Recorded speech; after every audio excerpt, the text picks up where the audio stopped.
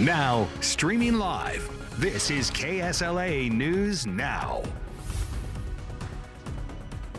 News 12 now at 9. I'm Jeff Horchak. Here's what's topping our headlines tonight at 10. President Trump is calling for a one-year cap on credit card interest rates at 10%, beginning as soon as next week. Now, currently, Americans pay an average credit card interest rate of about 20%, with the average balance per borrower at around $6,500. The CBS News business analysts say that the president's plan could save cardholders a lot of money. The President Trump has not yet provided details about how he would enforce a 10% cap or whether the plan would apply to new or existing balances. Some analysts argue that move could actually hurt low-income consumers and those with low credit scores, driving them toward less regulated, more costly alternatives like buy now, pay later loans.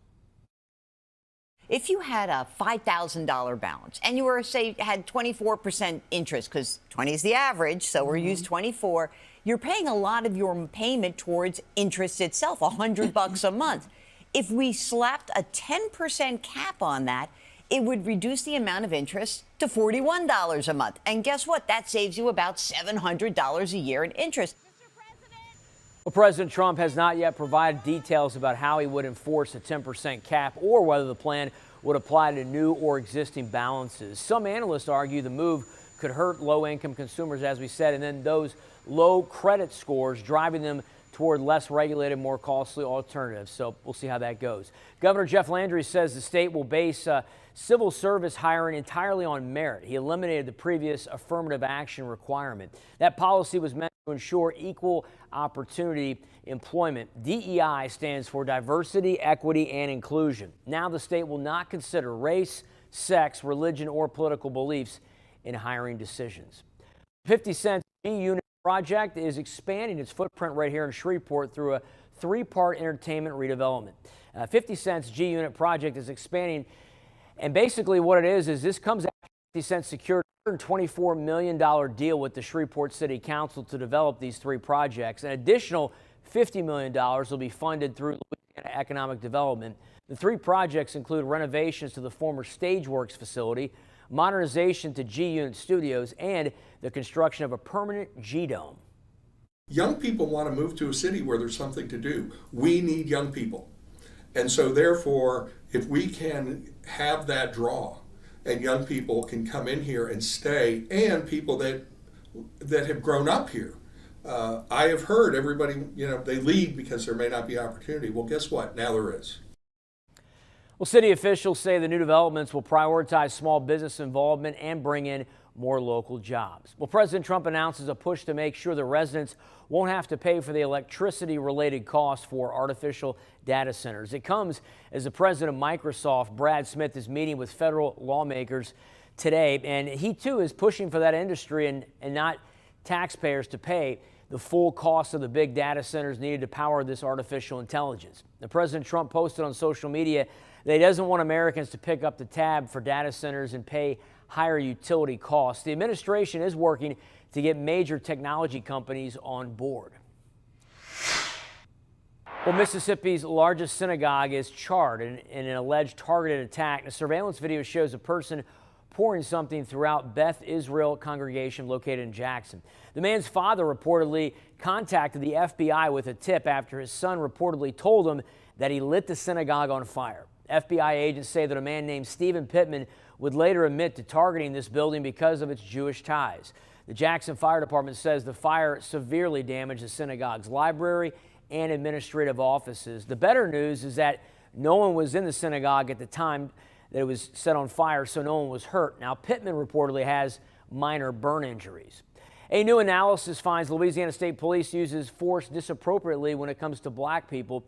Innocence and Justice Louisiana says it spent 3 years collecting data from 2022 to 2024. Now, their report found that black citizens were involved in more than 60% of state trooper use of force incidents, and black people represent about 31% of Louisiana's population. The state police argue the analysis is not fair because it includes vehicle pursuits along with direct use of force. The agency says it's working on an online dashboard to make these incidents publicly accessible.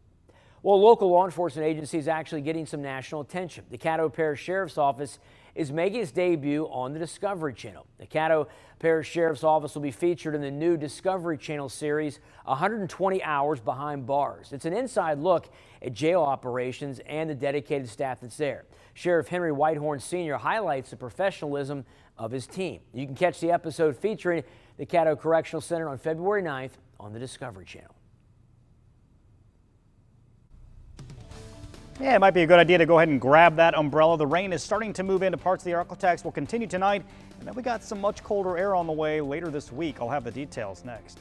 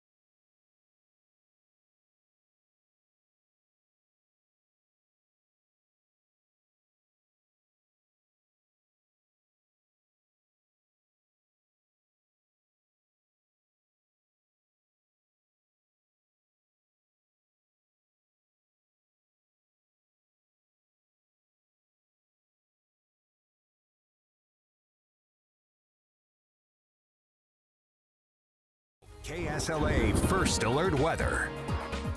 Welcome back. We are tracking some scattered showers pushing across the area. We had actually a heavier batch of rain that impacted our southern areas down around Natchitoches earlier this evening. That's kind of moved out. But as we zoom in a little bit closer to Shreveport and Bossier, we have these little tiny showers that are starting to pop up. I know I was getting some rain on my way into work a little while ago, and this is going to be pretty hit and miss and pretty spotty. But if you get underneath one of these showers, it'll definitely get you pretty wet, at least for a brief time. So, you know, it's scattered right now, but go ahead and bring the umbrella because that's going to probably increase over the next few hours. And notice by midnight, we've got a pretty good band of showers setting up right along I-20. So we are going to get rain overnight tonight. That'll continue for a couple of hours and then quickly moves out of here. So by the time you wake up tomorrow morning, the rain's already over with. We're going to wake up to cloudy skies.